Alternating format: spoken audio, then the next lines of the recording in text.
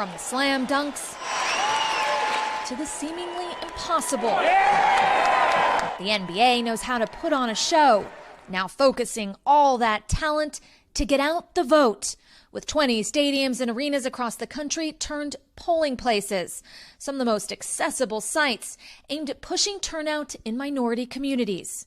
I think it gives them a place where they could have more access, easier access for them to come and vote. I guess that's a great staple for the community, for them to come be able to do that. It helps more people vote. More people will come out and vote. Including the Staples Center, where the NBA champions play, and superstar LeBron James. To know that Staples Center is going to be a polling site for voting is unbelievable, and it's something that we need. The sports team should be really congratulating for opening up democracy and letting more and more people vote. I mean, whether by intention or not, having long lines at a polling place is a form, really, of voter suppression. And so if you open up and provide more resources to people who can vote in a safe way, this is really a good thing. Also in LA, the Forum, once the venue of choice for music greats, soon to be home to the Clippers, the team inspired to transform it into one of the city's largest voting sites. The Clippers and the Forum say they're all about creating a great voting experience, from the voting lines to the parking, even providing hand sanitizer.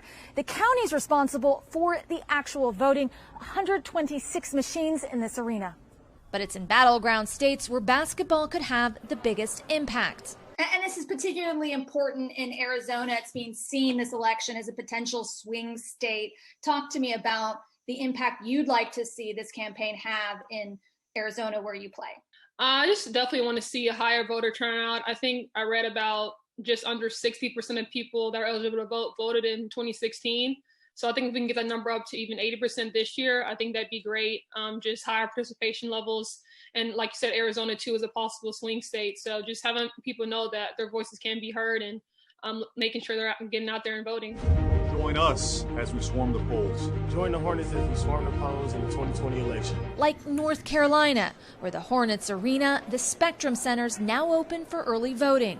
It was nice, it was quick, it was fast, it was efficient.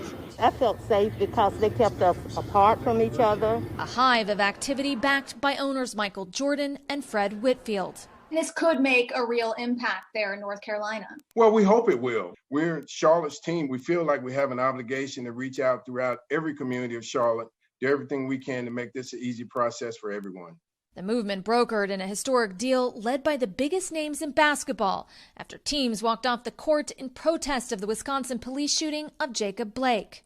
In Arizona, where minority voters could help swing the state, Phoenix Suns player Cameron Johnson says the push is his response to decades of social injustice. That does not remove us from our people. So when it comes to opening up the voting centers, this is literally the way that our country has given us to change our future.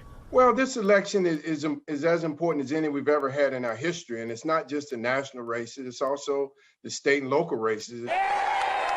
And for NBA players and owners, that means continuing this full court press well beyond election 2020. Erin McLaughlin, NBC News, Los Angeles. Hey, NBC News fans, thanks for checking out our YouTube channel. Subscribe by clicking on that button down here, and click on any of the videos over here to watch the latest interviews, show highlights, and digital exclusives. Thanks for watching.